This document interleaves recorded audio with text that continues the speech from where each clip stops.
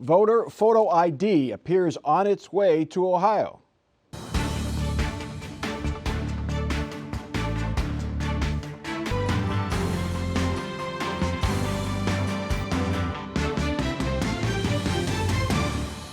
Welcome to Columbus on the Record. It looks like it's going to be harder for people to vote in Ohio. The House and Senate are hurrying to pass new voting laws in their lame duck sessions.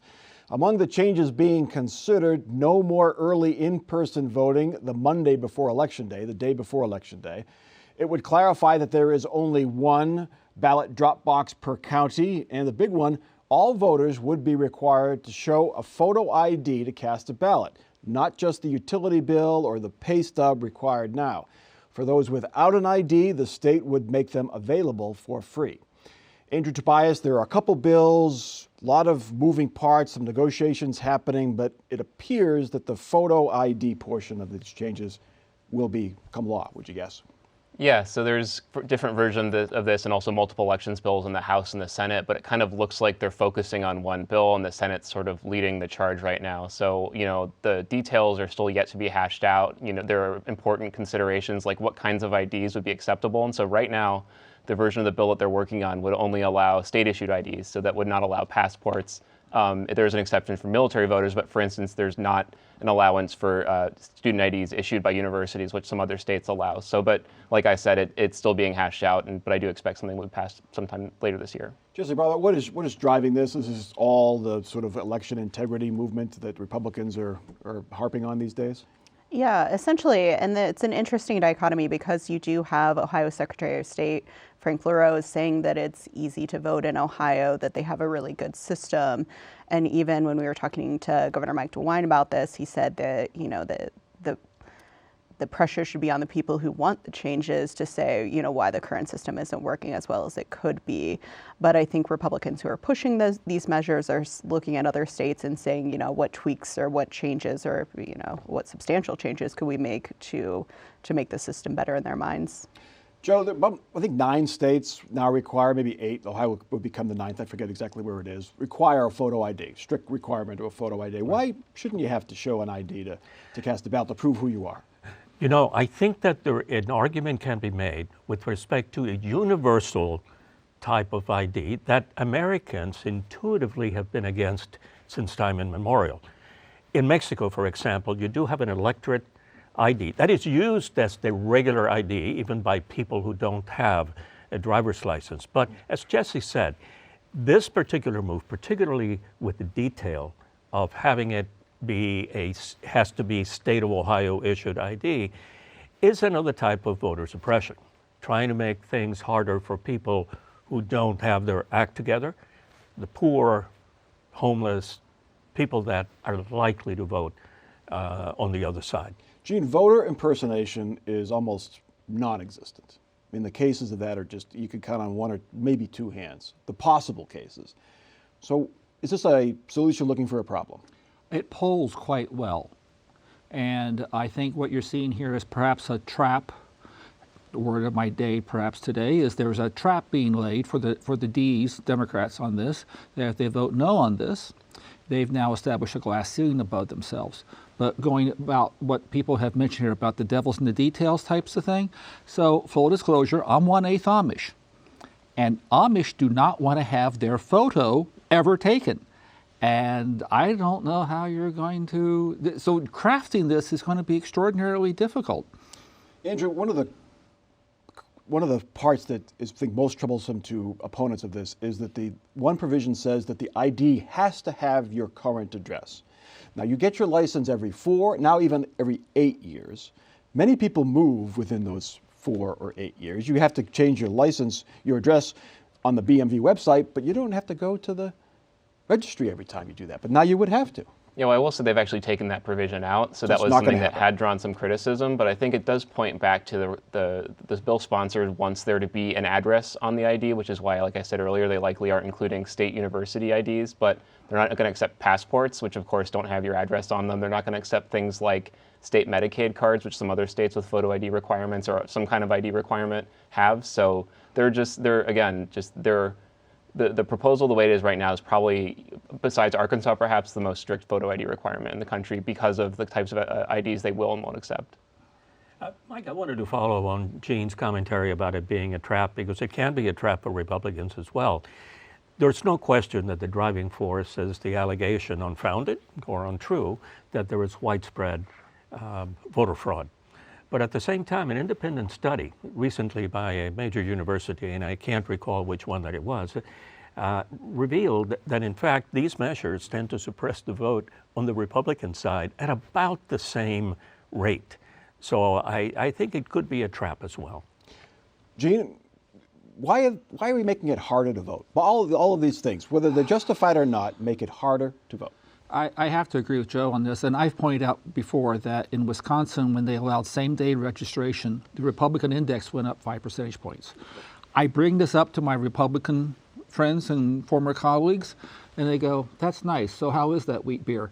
I mean, they really don't want to discuss this because they're approaching this from a certain ideological standpoint. Jesse, other things on here, eliminating the August election is one thing. I mean, those are the ones where the school boards always go to August. The Columbus City Council had their 25% increase in the city income tax passed in August of an odd year, 2009, I believe. That kind of, you could see some support for that, perhaps. Yeah, I mean, I think people who use these elections are a fan of them. I think everyone else, they're often costly. They're always low turnout. We just recently went through, electing members of the state legislature on an odd time to do elections, and just people are used to voting at certain times of year. Yeah, August, low turnout, easier to pass a school levy, easier to pass an income tax. They passed that income tax hike during a recession because it was an August election. Anyway, lawmakers held hearings this week on their plan to make it harder for voters to change the state constitution. The plan would require amendments to win at least 60% of the vote in an election. Supporters say the move is necessary to protect the Constitution from out-of-state special interests. Opponents say Republican leaders are rushing to change the rules before an abortion rights amendment goes before voters. There was a delay this week, but the measure remains on track for passage this month, with a vote requiring only a simple majority expected in May. Gene Krebs, if this gets on the ballot, any chance this backfires down the road for Republicans? Massively. Several of us are now beginning to think that this is once again, the word today is trap. It's a trap that's been laid for Frank LaRose, and he's fallen into it by supporting this. He needs to extricate himself from this quickly. One of my goals here is to part the curtain for Bobby and Betty Buckeye, show them how things really work. When I was in the Ohio House, out of 99 members, I was ranked 7th most conservative. One of the ways we rank conservative voting records is if you vote no on emergency clauses. Emergency clauses there so that the bill would become immediately active the moment the governor signed it. We would always vote no on that because we thought that the citizens needed to have a chance in that 90 days to gather petitions to go and stop this bill and put it up on the ballot. That's a conservative attitude, and that resonates with the conservative people of the bloc in Ohio. And I think what you're seeing here, I think some folks gave Frank bad advice, and I think those folks are secretly supporting Warren Davidson or Matt Dolan for the U.S. Senate. And so they're going to go ahead and squash Frank's chances with this. Because if this thing goes bad, it went bad in Arkansas, 60% went no. And I think in South Dakota, it was like 73, 74% voted no. Jesse, are lawmakers there was apparently illnesses on the committees who didn't get voted out of committee this week. That's what they say anyway. Are there second thoughts at the State House that maybe this isn't the best idea and the timing of it's not the best timing? Well, I think the biggest question is in the Ohio House of Representatives, because in the Ohio Senate, Senate President Matt Huffman has said that he's behind this, and it's not something that needs the signature of the governor. So the House has been a really interesting place recently. They're in a leadership transition. There are various, conservative, less conservative, moderate wings, and so just getting consensus on anything that is a bigger lift right now has been more challenging. So we'll see what happens. But if it gets to the floor in the House, I think you'll see it go through. Well, even if it goes through, I mean, as far as the voters of the state of Ohio, I agree with Gene. I don't think that it stands any chance. And as a matter of fact, it presents an opportunity for the people that are likely to put forward the legalization in quotation marks of the Roe versus Wade standards sometime in the near future. So already establishing sides on that, and I think it might help our side. Andrew, could this become a referendum on abortion? You could see abortion rights supporters saying this is to deny your future right to codify Roe. I mean, it's a complicated message to get out to voters. It's easier just to say they're taking away your vote, but you could see how this could be a sort of a substitute. Yeah, so I hate to get a crystal ball or anything like that, but I've seen some of the ads on this in Arkansas, I believe is where it failed, and it's a very simple, this is confusing, vote no, they want to majority rule kind of stuff, and so there is this sort of like predisposition that voters have on these kinds of things, just vote no because change is confusing, and why change if you don't want to, or if you don't have to. But I think on top of that kind of built-in bias towards no, you'll also see the people who are likely most fired up about it are going to be people who maybe do view it through the lens of something like abortion, and so it'll really depend on kind of how much that motivates the for and against people. So it's kind of it gets to that next level, but I think that those people will kind of know what it is, and I think it's a matter of kind of trying to reach kind of like the rest of the electorate. Now, it should be hard to change the Constitution. It is. You had to collect all these signatures, Gene, but they had a modernization commission, really didn't do much for the Constitution. If this was packaged, okay, you need fewer signatures, but you need 55%, and the initiated statute petition where you go to the ballot to change state law, okay, that's harder to reverse. Wouldn't that be be more confusing for voters, but a more palatable modernization of the Constitution? And if you take Frank at his word, and everybody else who's supporting us at their word, this is about the worry about big money coming in and polluting Ohio. Well, the solution to pollution is dilution. And if you really want to do this, you give everybody instead the option of a $500 tax credit for donations to constitutional campaigns. Currently, we allow a $50 tax credit for donations to political campaigns. But if you were to allow a $500 tax credit, now you've gone ahead and you've destroyed the argument. And they can do that by statute in lame duck. That's where if you give to Mike DeWine $50 or give to Jennifer Bruner $50, you can deduct $50 from your Ohio tax return. Right. You're saying bring that up to $500 to encourage Ohio voters to give even more money. Right. And dilute out-of-state interest. The cost on this right now, the current cost of the political one is between $4 and $6 million. If you take it up tenfold, 40 to 60 million, you're looking at a rounding error in a state budget of $75 billion. Interesting. All right. Ohio lawmakers are looking to expand green energy in Ohio. Well, at least the definition of green energy.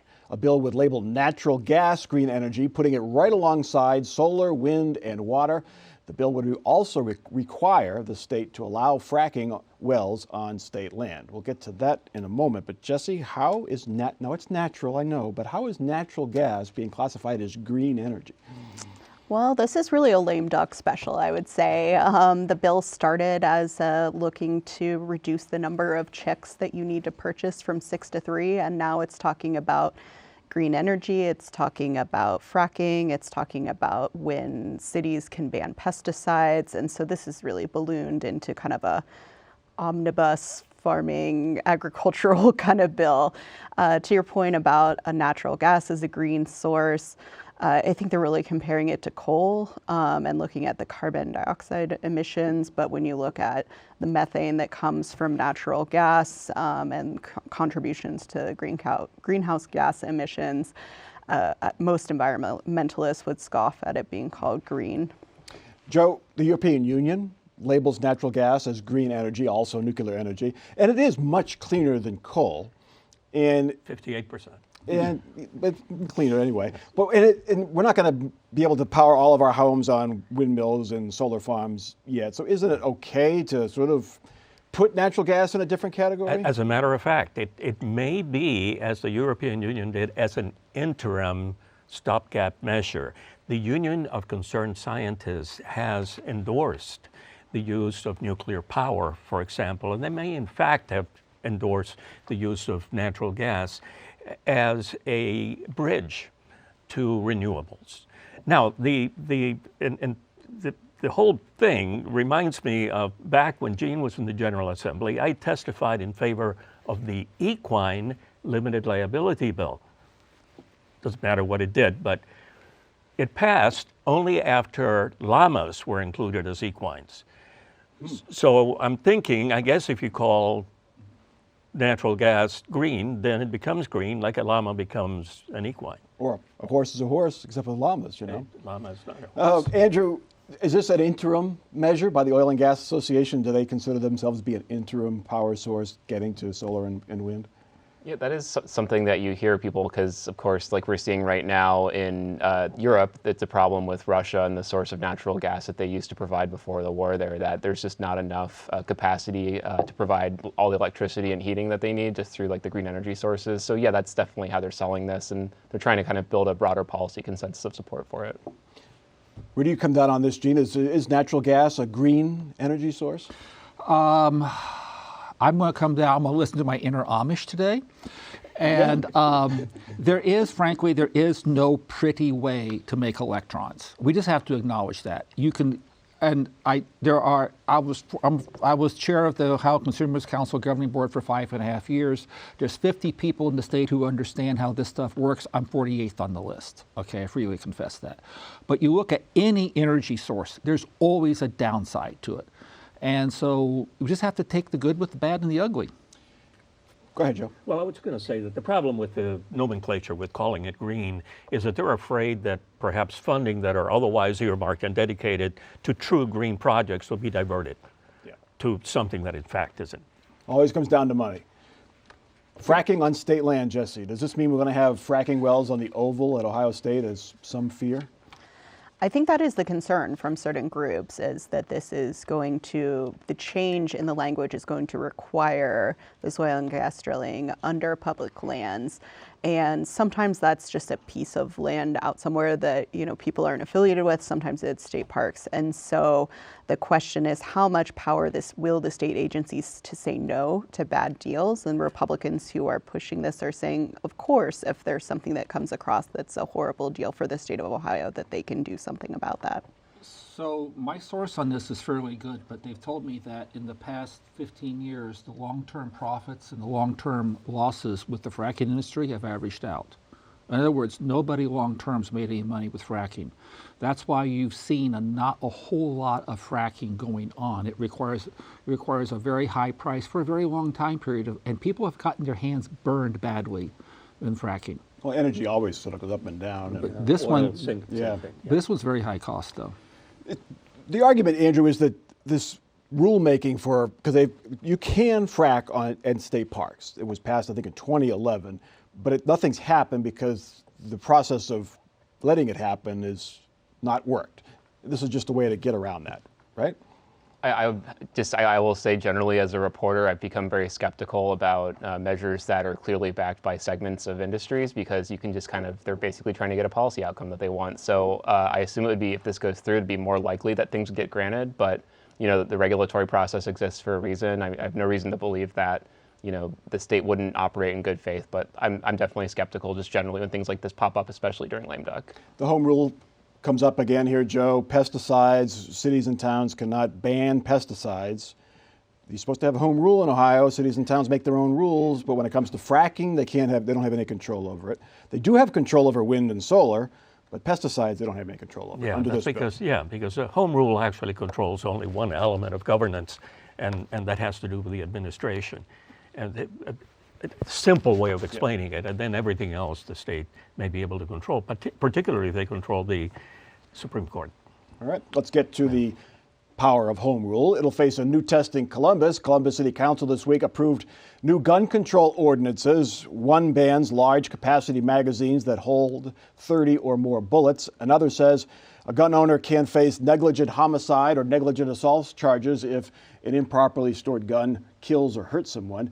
And a third prohibits selling or giving a gun to someone not legally allowed to have one. the measures seem to conflict with a state law that says only the state can regulate guns. Joe Mas, these are misdemeanors, so the penalties are less, and than a felony anyway, and it appears to violate the state law that says they can control guns or place restrictions on guns. Is this a symbolic move by city council? Is my No, question. I don't think that it's symbolic, and I think it can actually see its way through the 10th District. That's Franklin County Court of Appeals.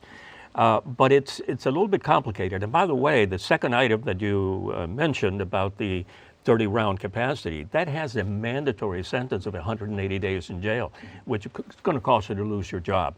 I'm not sure that I'm in agreement with those kinds of mandatory sentences, but nevertheless, I understand what City Attorney Klein is trying to do here. This goes back to 2008 and 2010, where the city of Cleveland attempted to regulate some gun measures, and the Supreme Court, Ohio Supreme Court, said that you could not do it because of home rule. But in 2017, there was another decision related to the cameras for the red light cameras that City Attorney Klein believes, in fact, allows the city to then go forward and do this. So we'll see what the Court of Appeals has to say. I'm voting in favor of the city on this one at that stage for the 10th District.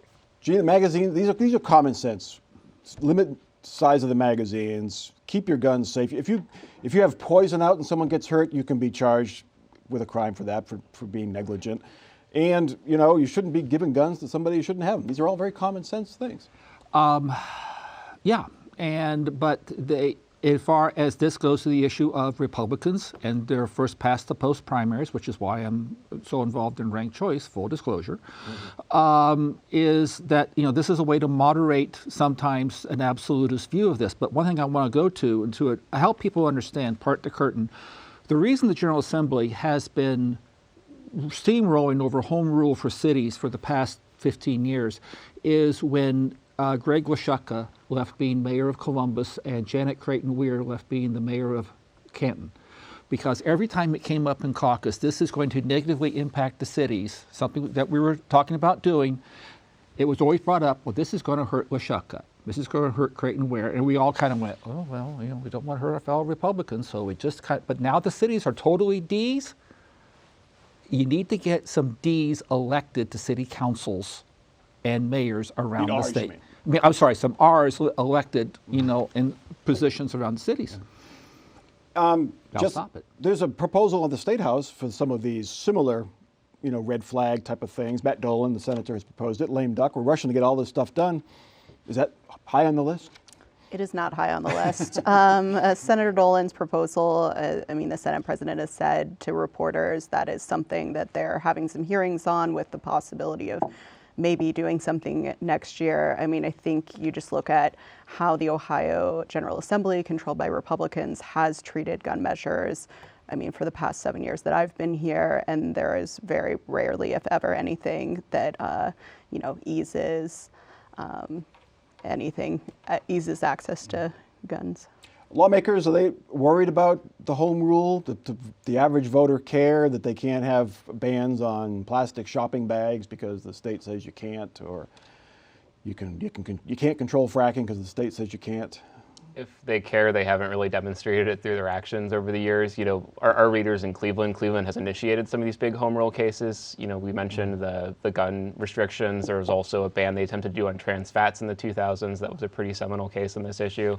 And I've lost count, but occasionally we'll do the article like here, the dozens of ways that Republicans have eroded home rule power. So particularly when it comes to something like guns, that's a very philosophical issue for them. There's also a very practical problem, though, with the cities doing issues and policies that are much stricter than the state, and that is you have isolated island townships. And it's not well delineated where those townships are. And somebody who lives in that township could be driving to someplace else with an AR-15, legal in their township, illegal. The only way they can get out is to go through the city of Columbus. Boom, they're now tagged. Yeah. In Cuyahoga County, there are almost 60 municipalities, and so Republicans do make arguments in favor of uniformity for the reasons that Gene meant, and so that it's especially a problem in Cuyahoga County. Yeah, look at all the towns. Look at the Columbus city map. It's bizarre with all the townships carved in there. Anyway, time for our off-the-record final parting shots. Gene, you up first. So these are either an example of rumors spreading amok or mass hysteria. I'm not sure which, but my sources are very firm. This has been going on now for 2 months. Expect in January to see up to 5 separate scandals rocking the State House. Any one of them will be all-time consuming and devastating. All 5 of them hitting? I have no idea. Joe. Mike, as we approach this year's giving season, holiday season, consider a gift to your local food bank or food pantry. Inflation has made food insecurity just a real problem for families and also for seniors, so your tax-deductible contribution would really help. All right, Andrew. The Ohio Turnpike Commission just announced the winners of their Name a Snowplow contest, and I can't remember some of the more colorful ones, but the one that sticks with me right now is the Big Leplowski. So that's it's like some holiday cheer, I guess. There you go. And Jesse. Out of the many pending measures in the Ohio General Assembly before its final week is whether the sugar cookie will become the state's official cookie. So stay tuned. Who's the runner-up there? Toll House or You chocolate know. chip, Buckeye, whatever. Anyway, speaking of Buckeyes, of course, they are in the college football playoff, and I think most of us are rooting for a rematch with the University of Michigan in the championship game. Not just the game, but the championship game. So let's hope that happens, because we want chaos during bowl season, at least me personally. That is Columbus on the Record for this week. Continue the conversation on Facebook. Watch us on demand at WOSU.org or through the PBS video app. For our crew and for our panel, I'm Mike Thompson. Have a good week.